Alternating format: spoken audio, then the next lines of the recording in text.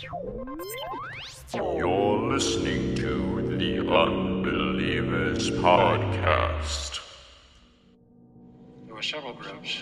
One of the principal ones was the reptilians from the Orion complex. Without any exaggeration, it was like being on fire inside. Rats were eating them inside. This stuff was in my mouth. It felt like it was 500 degrees. It was unbelievably hot. My first question would be, were you a member of the Church of Satan, a card-carrying member of the Church of Satan? I don't understand. There's always an argument for everything. You know, just because somebody can fake something doesn't necessarily mean it's full war, and we found a life form. And that's when I started shitting my pants. So for the person who called, I am carrying an alien. An alien baby, and we cover it right here, okay? Something is happening. What is it? That's the question. So do UFOs exist? It depends on what you mean exist.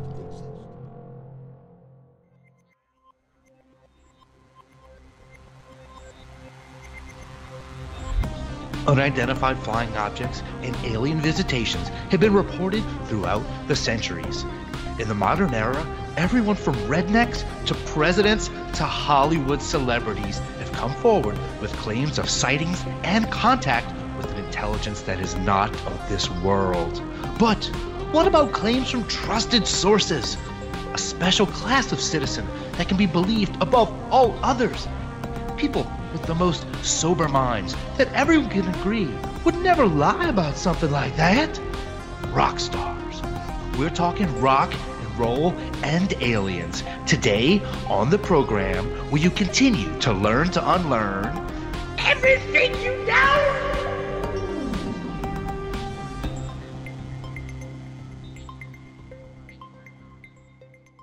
Hello and welcome to the Unbelievers Podcast. I'm your host, Russ Ryan, and I am joined today by my co-host in California, Drea Mora. Hello, Drea.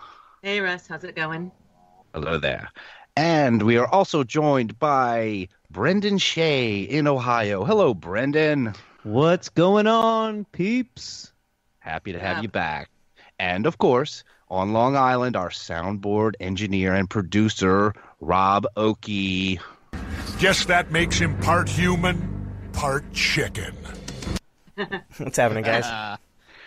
Hello, Rob. Well, here we are. We have a new episode for you today, and it is a rocking one. We are talking rock and rollers and aliens. Do you guys now, Drea, I'd say you're kind of our resident rocker. That's safe to say, right? It's not that safe, but yeah, that works. Oh, don't be modest. Come on. Oh, it's just rock and roll so dangerous. You know, nothing's safe. And well, yeah, and go check out Best Death. We've got a plug out the way. But Brendan Shea, I think you're a bit of a rocker too, aren't you?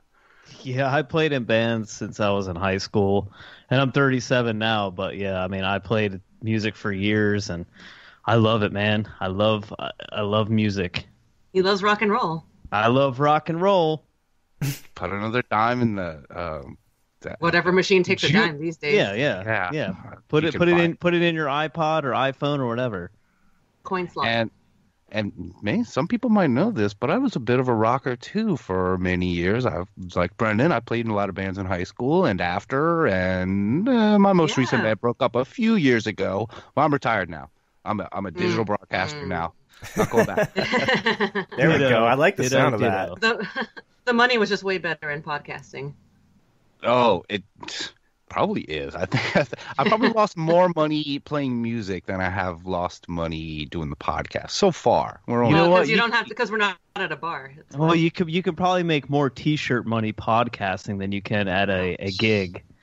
Dude, pretty true so far. You know, we don't really make any profits, but whatever we get, like residual, royalties, it goes directly back to the show. So.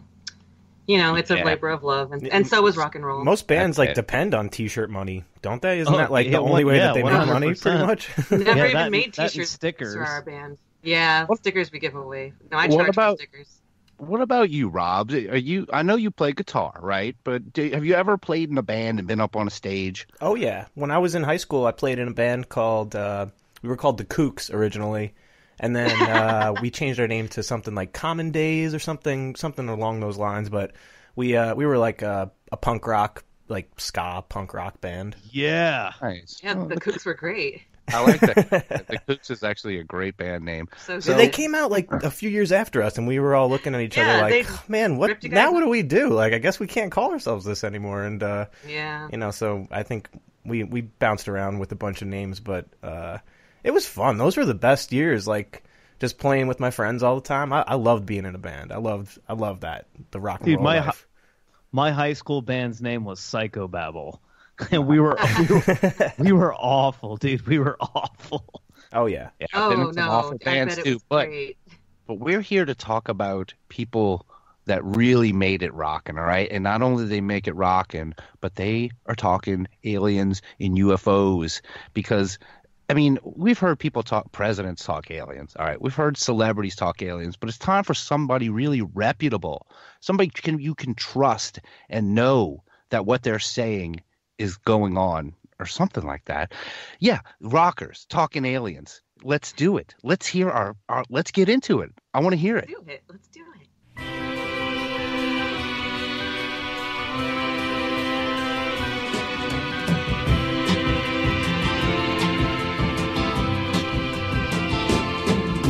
Shaking like a leaf on the desert heat. His daddy's got a bang that's so hard to beat. I bought me a ticket, got a front row seat. I'm checking out the show with a glassy eye, looking at the sun dancing through the sky. Did he come by UFO?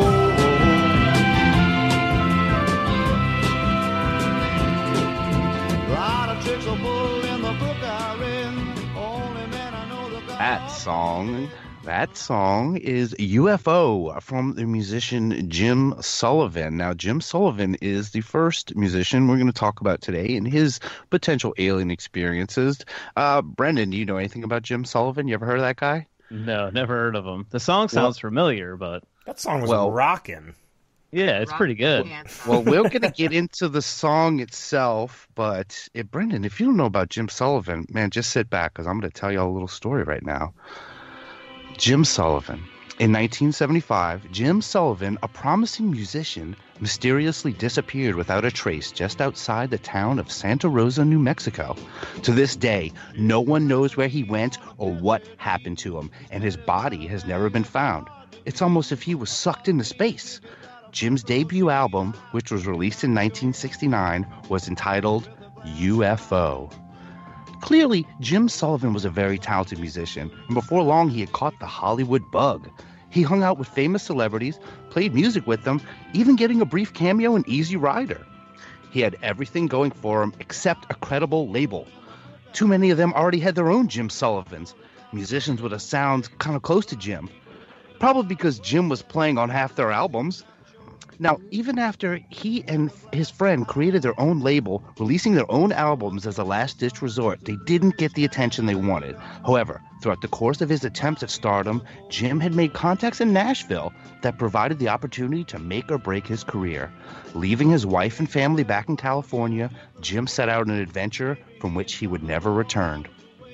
They found his car abandoned. Everything Jim had was still in his vehicle, parked 26 miles outside the town of Santa Rosa, New Mexico, but he was nowhere to be found. Some reports say that Jim was pulled over by the police because he was swerving back and forth between lanes. Later, the police officers say that Jim was just tired from his travels, and rather than ticket him, the officers gave him directions to a nearby La Mesa hotel, where it's been verified that he's checked in. Still, there were also reports that he was questioned by a local family as to why his car was parked either on or near their property. The family in question were the Genettis, who were often said to have local mafia ties. Now, whether or not there was a confrontation between the two that led to sour mouths is unclear. But there it was, a car filled with belongings that had no driver. Even his 12-string guitar was left behind. Search parties were conducted by the local authorities and Jim's family. They couldn't find any trace of him, and to this day, it's almost as if Jim dissipated into the air. For a time, investigators believed that a badly decomposed body found in the desert might have belonged to Jim, but after extensive forensics, it was ruled out. Some musicians can work their entire lives and never reach the level of fame they seek in their own country, but you can go on to be wildly successful in others. Thus the saying, big in Japan. Well, maybe Jim just happened to be big in space. On UFO, Sullivan sings about driving his car into the desert, his family left behind, and getting abducted by aliens. Maybe, just maybe, the Greys liked his tunes so much they were happy to oblige. Aw. Oh, man. You know what? I don't think Jim's dead. I think Jim just went home. Oh, see, there you go. He seems very peaceful. He left his things behind. I don't feel distressed about this at all. They never found him?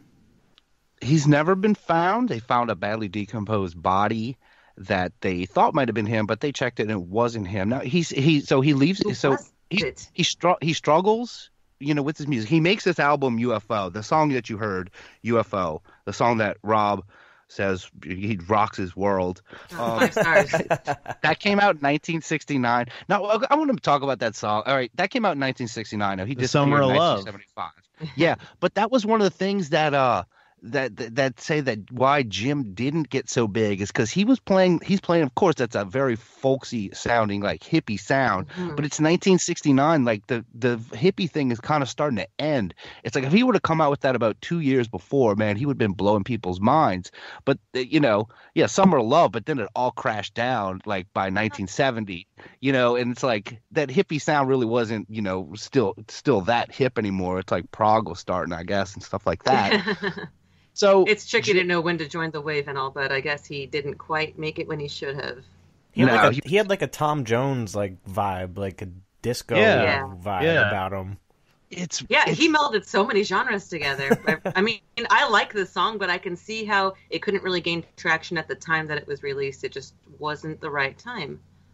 And I will say, so I'm sure you and a lot of listeners have heard of the Wrecking Crew, which is a famous group of session musicians. They played with the Beach Boys. They played with all kind of different bands. Most of the studio albums you hear have some version of the Wrecking Crew playing behind them. A lot of those albums. So he had the Wrecking Crew was his backup band that did this album, but there's like string sections and horns. I mean, it is so produced. Like his sound is mostly just his guitar and his voice. But on this album, it's just like way over the top. I mean, you hear it almost reminds me like the horn sounds. What was that? Remember that musician that was on King of the Hill that was like living in the grocery store? What the hell was that guy's name? It's been bugging me all day.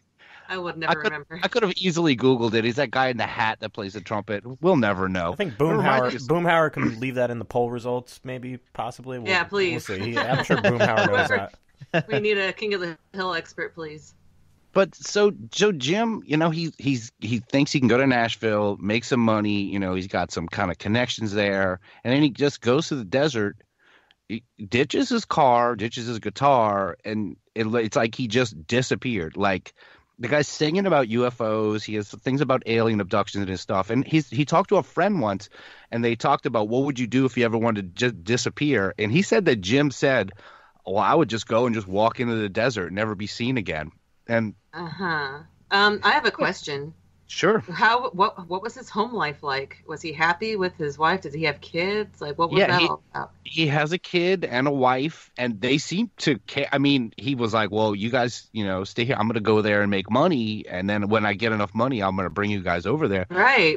I'm going to go get some cigarettes really quick and some milk. I'll be right back. I'm thinking the same thing. I'm going to go meet some aliens real quick. I'll be right back. Don't worry about it. What about the mafia Giannetti family or whatever they mentioned? That sounded like that could possibly be a lead. Sounded sketch. Yeah. You can't forget about the Giannettis. You know what I'm saying? Hey, that's profiling, though. I mean, why not? Why wouldn't aliens be the first concern when he's been clearly obsessed with them and definitely is okay with leaving his family and going on a solo vacation, and they're all okay with it? That doesn't sound like mafia stuff to me. Well, I mean it was also like, the 60s with drugs and everything. And then didn't Hunter S. Thompson write a whole book about driving through the desert, like driving through back country and everything? You just get lost out there. Yeah, it's very glamorized at that time. That's true.